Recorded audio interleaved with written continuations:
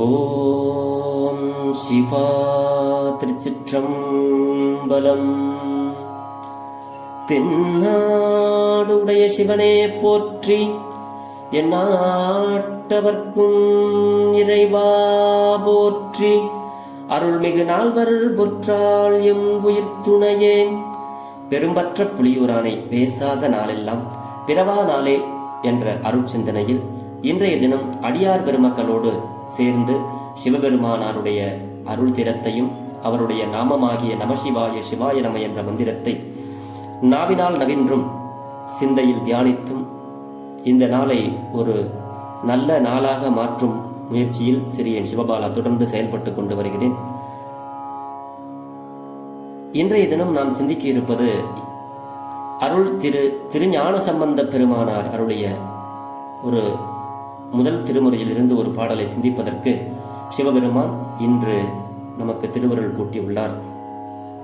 சிதம்பர தனி பாடல், அதாவது சிதம்பர தல தனி பாடல் அப்படிங்கிறதுல நம்மளுடைய திருமுறைகளை பற்றி ஒரு அற்புதமான கருத்து அமைந்த ஒரு பாடல் இருக்கிறது. அதையும் நாம் தெரிந்த அளவில் நாம் இப்பொழுது சிந்திப்போம். தெரிந்த அளவில் எனக்கு தெரிந்த பொருளை, நான் படித்த கற்ற கேட்ட பொருளை உங்களோடு பகிர்ந்து வருகிறேன். இதில் எந்த பிழை இருந்தாலும் பிழை பொறுக்கும் பெருமானின் அடியார்களாகிய நீங்கள் என் பிழையையும் பொறுத்தருள வேண்டும் என்று உங்களது பொன்னார் திருவடிகளை வணங்கிக் கொண்டு சிந்தனைக்குள் சொல்வோம். பெரும்பற்ற புலியூரானை பேசாத நாளெல்லாம் பிறவா நாளே. திருச்சிற்றம்பலம். திருமுறையே சைவ நெறி கருகூலம்,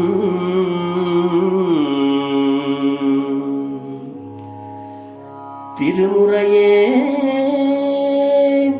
தென் தமிழின் தேன் பாகு ஆகும்.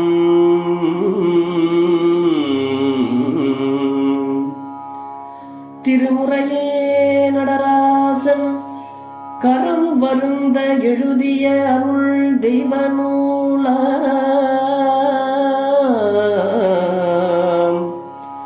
திருமுறையே சொக்கேசன் மதிமலிவாய் மலர்ந்து அருளும் சிறப்புற்றமால். திருமுறையே நடராசன் கரம் வருந்த எழுதிய அருள் தெய்வ நூலாம். திருமுறையே சொக்கேசன் மதிமலிவாய் மலர்ந்து அருளும் சிறப்பிற்றாமால்.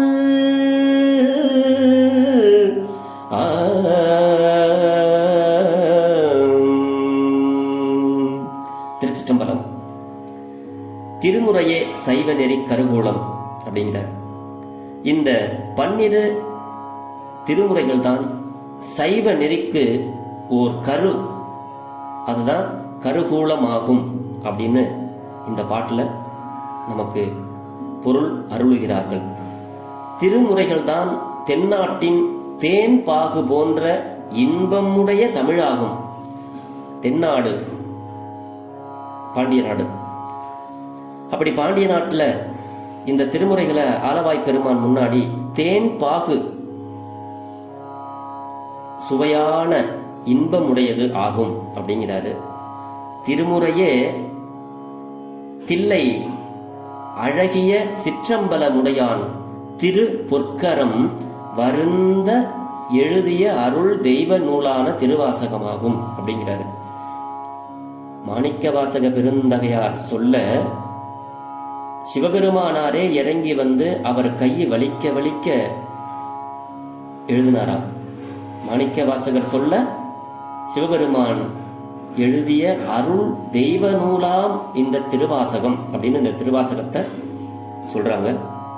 திருமுறையே மதுரை சொக்கேச பெருமானே, மதுரையில் இருக்கிற சொக்கேச பெருமான் இந்த திருவாய் மலர்ந்து அருளிய ஆலவாய் உடையார் அற்புத திரு அந்தாதி என்னும் சிறப்பு உடையதாகும் அப்படின்னு இந்த பாட்டில் நமக்கு அருளுகிறார்கள்.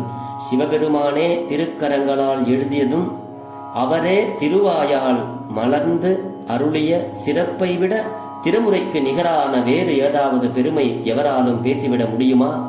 முடியாது. இறைவன் இறைவன் சொல்வதை உணருங்கள்.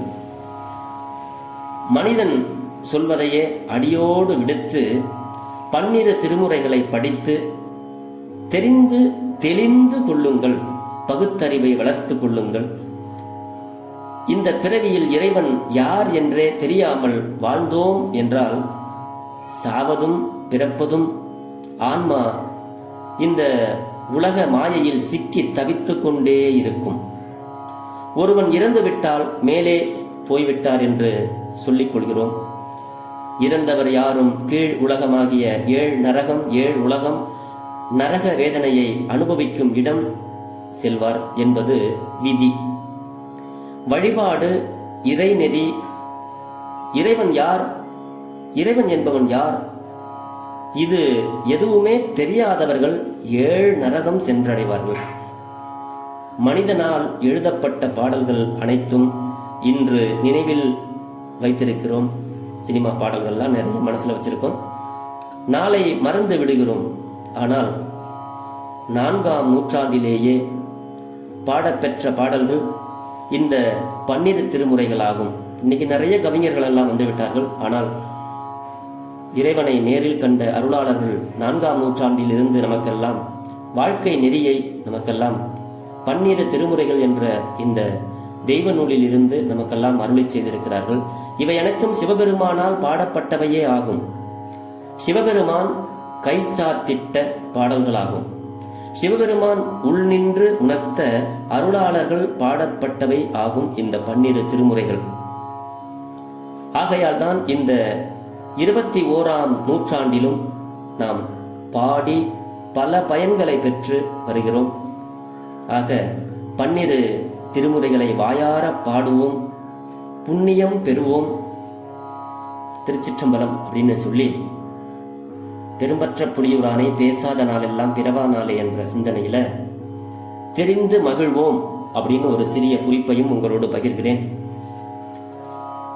தமிழ்நாடு அப்படிங்கிற ஒரு சொல் 12ஆம் நூற்றாண்டிலேயே சேக்கிழார் நம்மளுடைய மாநிலத்திற்கு வைத்து விட்டார். அதனுடைய விரிவான கட்டுரையை தான் இப்ப நான் உங்களோட பகிர்ந்துகிட்டு இருக்கிறேன். திருஞான சம்பந்தரும் திருநாவுக்கரசரும் திருமறை காட்டில் தங்கி இருக்கிறார்கள். மதுரையில் இருந்து பாண்டிமாதேவி, கூன்பாண்டிய மன்னனின் மனைவி பாண்டிமாதேவி அனுப்பிய ஆட்கள் சிலர் வந்து திருஞான சம்பந்தரை பாண்டிய நாட்டிற்கு அழைக்கிறார்கள். திருஞான சம்பந்தர் பாண்டிய நாட்டிற்கு புறப்படுறதுக்கு ரெடி ஆகிறாரு. அது சமயம் திருநாவுக்கரசு பெருமானார் திருஞான சம்பந்தரை நோக்கி சொல்கிறாரு, சமணர்கள் வஞ்சனையில் மிக வல்லவர்கள். அவர்கள் எனக்கு முன் செய்த கொடுமைகள் பலவாகும். தேவரீர் அங்கு செல்ல வேண்டாம் என எடுத்து ஞானசம்பந்த பெருமானார்கிட்ட திருநாவுக்கரசர் சொல்றார் அவர் பட்ட அல்லலை. ஆனால் அதற்கு திருஞான சம்பந்த பெருமானார் அழகாக இங்கே நமக்கெல்லாம் அருளி செய்திருக்கிறார். அளவற்ற அன்போடு திருநீற்றினை போற்றுகின்ற மங்கையர்க்கரசியாரையும் குலச்சிறையாரையும் சென்று காண விரும்புகிறேன். அப்பர் பெருமானே, அரசனை கொண்டே சமணர்களின் வஞ்சக செயல்களை போக்கி சைவ நெறியினை வளர்ப்பேன் என்று துணிந்து கூறி மிகுந்த அன்புடன் திருஞான சம்பந்தர் பாண்டிய நாட்டிற்கு புறப்பட்டார். இந்த செய்தியை திருநாவுக்கரசு நாயனார் புராணத்தில் சேக்கிழார் பெருமான் அருளியுள்ளதை காணுவோம். தாம் ஆதரவால் தமிழ்நாட்டில் போனார் ஞானத் தலைவரானார் அப்படின்னு திருநாவுக்கரசர் புராணம் பாடல் எண் 289 இந்த வரியை சொல்கிறார். ஆக 12ஆம் நூற்றாண்டிலேயே நமக்கு தெய்வ சேக்கிழார் தமிழ்நாடு அப்படிங்கிற பெயரை நமக்கு இங்க அருள் இருக்கிறார். 12ஆம் நூற்றாண்டின் தமிழ்நாடு என்னும் வார்த்தையை சேக்கிழார் எழுதியுள்ளதை எண்ணி எண்ணி நம்மெல்லாம் இப்போ வியப்படைய வேண்டும். இன்னைக்கு எப்படி சொல்றோம்?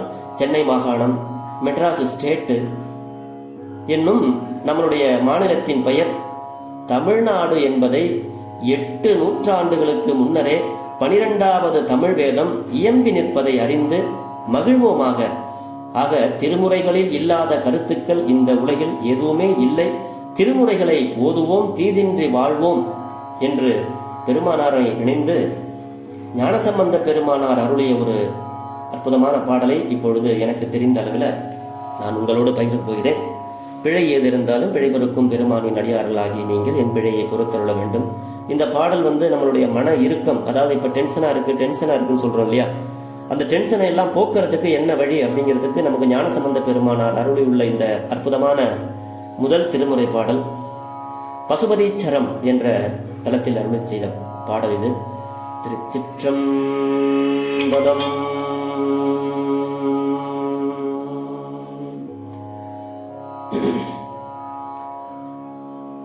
குற்றம் அறுத்தார் குணத்தின் உள்ளார் கும்பிடுவார் தமக்கு அன்பு செய்வார்.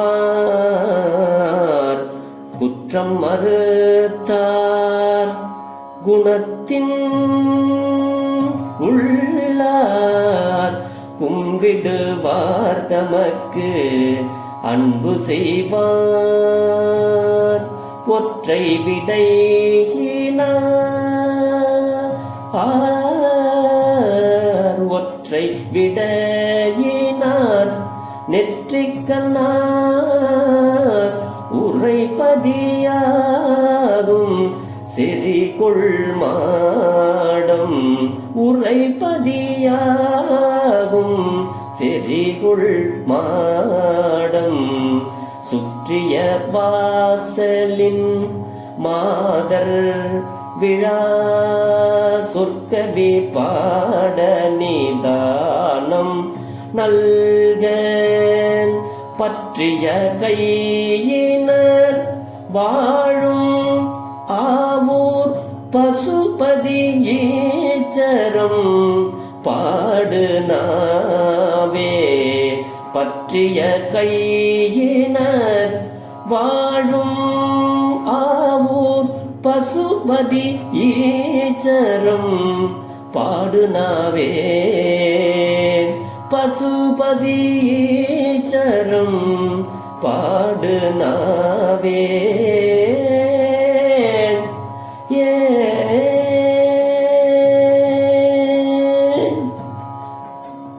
திருச்சிற்றம்பலம். குற்றம் அறுத்தார் குணத்தில் உள்ளார் கும்பிடுவார் தமக்கு அன்பு செய்வார். அதாவது சிவபெருமான் எப்படிப்பட்டவர், அவருடைய அருட்குணங்கள் என்ன அப்படிங்கிறது இந்த பாட்டுல சொல்றாரு. குற்றம் அறுத்தார் அப்படின்னா அடியார்கள் செய்கின்ற குற்றங்களை நீக்குவார் சிவபெருமான். அப்படி அடியார்கள் செய்கின்ற குற்றங்களை நீக்கிவிட்டால் அந்த குணமானது நல்ல குணமாகும். அதான் குணத்தின் உள்ளார், நல்ல குணங்களை நம்மளுக்கு கொடுப்பார். அவரும் நற்குணங்களை உடையவர், நன்றுடையான் சிவபெருமான்.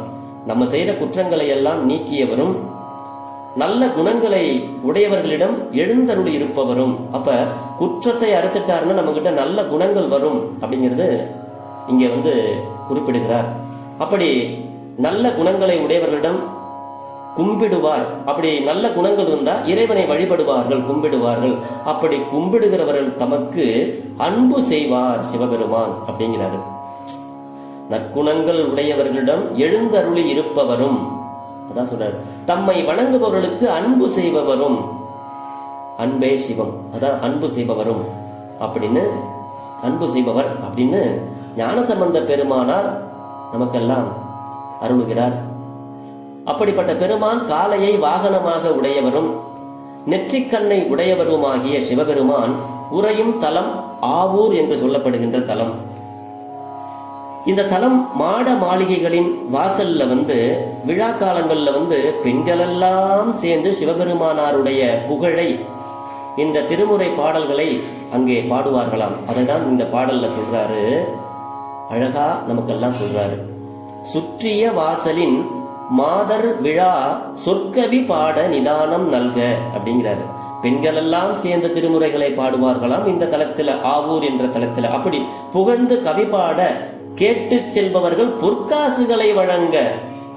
இந்த பெண்கள் எல்லாம் உட்கார்ந்து சிவபெருமானாருடைய புகழாகிய இந்த திருமுறைகளை பாடுவார்களாம். அப்படி பாடும் பொழுது அதை கேட்பவர்கள் அனைவரும் பொற்காசுகளை வழங்கி அவர்களுக்கு கொடுத்து விட்டு செல்வார்களாம். அதனை பெற்று மகிழும் பெண்கள் வாழும் ஆவூர் பசுபதி ஈச்சரத்தினை நாவே நீ பாடுவாயாக அப்படின்னு இந்த பாட்டுல சொல்றாரு. இந்த தலத்தினுடைய சிறப்பை சொல்லிட்டு இந்த நாவுக்கு ஆணை பிறப்பிக்கிறார் ஞானசம்பந்த பெருமானார். வாயே வாழ்த்து கண்டாய் மத யானை உரி போர்த்து அப்படின்னு நாவுக்கரசு பெருமான் சொல்வது போல நாவு பசுபதி ஈச்சரத்தில் இருக்கிற நம்ம பெருமானை நாவே நீ பாடுவாயாக அப்படின்னு சொல்றாரு. இதனுடைய குறிப்பு அப்படின்னு என்னன்னா, மனம் உலக வேலைகளால் அல்லல் படுவது இயற்கை. அந்த நேரங்களில் எல்லாம் நாவே மனமே ஆவூர் பசுபதிச்சரம் அங்க இருக்கிற பெருமானை நீ பாடுவாயாக என்று சொல்லும் இந்த பாடலை பாடுங்கள். மன இறுக்கம், அதாவது டென்ஷன் எல்லாம் எங்கோ பறந்து போவதை நாமெல்லாம் உணர முடியும் என்கிறார்கள் அருளாளர்கள். நமக்காக அல்லவா திருஞான சம்பந்தர் இப்படிப்பட்ட அற்புத பதிகங்களை எல்லாம் பாடியுள்ளார். ஆகையினாலே நாம் தினம் ஒரு திருமுறை பாடல்களை நம்மளுடைய பூஜை அறையிலும் சிவாலயங்களிலும் சென்று ஒரு பாடலையாவது மனம் விட்டு பெருமானாரிடத்தில் நம்மளுடைய குறைகளை எல்லாம் சொல்லி நம்மளுடைய குற்றங்களை எல்லாம் அவர் நீக்கி நமக்கு நன்மையையும் நல்ல குணங்களையும் அருளுவார் என்பதை சொல்லி நாம் தினம் ஒரு திருமுறை பாடல்களை பாடுவோம் என்று சொல்லி, திருமுறை ஒலிக்கட்டும் திருவருள் பெருகட்டும் பெரும்பற்ற புலியுடானை பேசாத நாள் எல்லாம் பிறவா நாளே என்ற சிந்தனையை நிறைவு செய்கிறேன். இதில் எந்த பிழை இருந்தாலும் பிழைபொறுக்கும் பெருமானின் அடியார்களாகிய நீங்கள் என் பிழையையும் பொறுத்தருள வேண்டும் என்று உங்களது பொன்னார் திருவடிகளை வேண்டிக் கொண்டு விடைபெறுகிறேன். சிறியன் சிவபாலா, சிவா, திருச்சிற்றம்பலம்.